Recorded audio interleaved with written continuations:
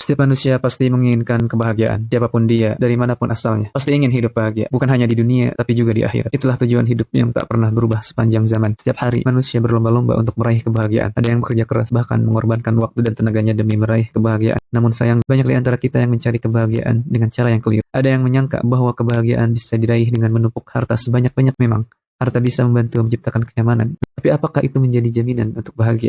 Ternyata tidak. Banyak orang yang kaya justru hidup dalam ketakutan, takut kehilangan, jadi serakah, sulit bersyukur, dan akhirnya tidak tenang. Bahkan tak sedikit yang terjerumus dalam perbuatan buruk, seperti korupsi dan perselingkuhan. Ada juga yang mencari kebahagiaan dengan menjadi terkenal, tapi kenyataannya, popularitas seringkali datang bersama tekanan, kehilangan privasi, dan tuntutan untuk selalu tampil sempurna. Akhirnya, bukan bahagia yang didapat, tapi justru stres dan kecemasan. Sebagian lagi mencari kebahagiaan melalui hiburan dunia, seperti main game setiap hari, mendengarkan musik, mengikuti idola K-pop, dan lain sebagainya, atau menjadi fans berat dari sebuah klub sepak bola. Namun saat harapan mereka tidak terpenuhi, seperti tim kesayangannya kalah, keinginan yang semu tidak tercapai, justru muncul rasa kecewa, marah, bahkan depresi.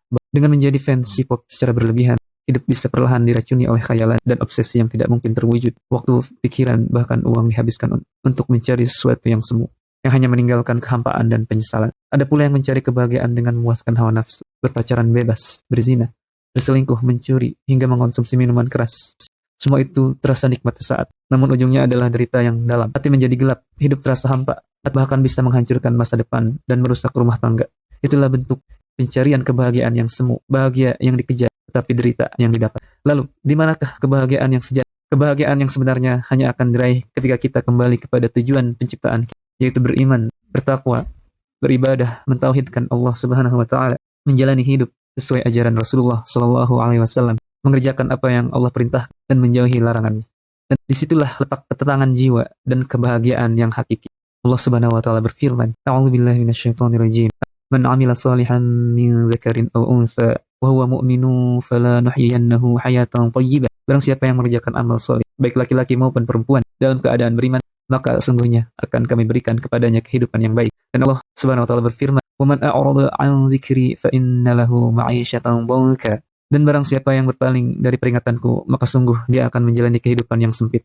Dialah Allah Al-Khaliq, sang pencipta kebahagiaan itu sendiri. Maka jika kita ingin bahagia, mintalah kepadanya, dekatkan diri kepadanya. Karena kebahagiaan sejati bukan berada pada dunia yang penuh tipu daya, tapi dalam keimanan dan ketaatan kepada Allah Subhanahu wa Ta'ala. Jangan tertipu oleh gemerlap dunia yang semu. Marilah kita kembali kepada jalan Allah. Disitulah kita akan temukan kebahagiaan yang sejati yang tak akan pernah pudar.